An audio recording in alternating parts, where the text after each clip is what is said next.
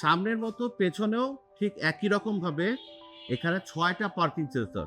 প্রথম হচ্ছে গিয়ে এই ফেন্ডারের এখানে, এরপরে এই পেছনে ১, ২, ৩, ৪ টোটাল ৬টা পার্কিং সেন্সর। এটা জেড প্যাকেজে বাই ডিফল্ট আপনি ৬টা পার্কিং সেন্সরই পাবেন। এটাতে যে টেল ল্যাম্পটা পাচ্ছেন, এই গাড়িটার টেল ল্যাম্পটা কিন্তু পুরাটা এলইডি এবং এই টেল ল্যাম্পের উপরে যে পোরশনটা পাচ্ছেন স্টপ লাইট যেটা, এটা কিন্তু স্মোক এলইডি, যার কারণে যে একটু পাশ থেকে দেখলে এই টেল ল্যাম্পটার ডার্ক ফিলটা অনুভব করা যায়। আর একটা ইন্টারেস্টিং ফ্যাক্ট হচ্ছে গিয়ে এই জায়গাটার যে স্ট্রাকচারটা, দূর থেকে দেখলে এই গাড়িটাকে কখনো ছোট এরকম খুব কম্প্যাক্ট এসইউভির মতো মনে হয় না।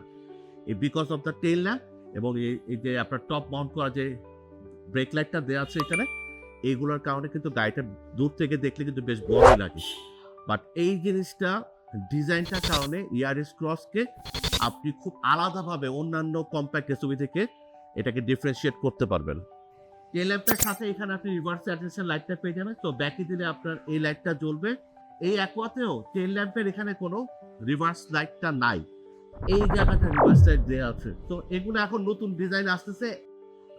টয়োটার গাড়িগুলোতে যদি আপনি খেয়াল করে দেখেন, আগেরকার যে একটা খুব ওল্ড ফ্যাশন যে ডিজাইনগুলো ছিল সেটা থেকে বের হয়ে টয়োটা কিন্তু এখন এইরকম ডিজাইনের দিকে মুভ করতেছে। তো একটু অ্যাডাপশনের প্রসেসে একটু কষ্ট হলেও এই জিনিসটা কিন্তু দেখতে খুব সুন্দর এবং খুবই ইউনিক।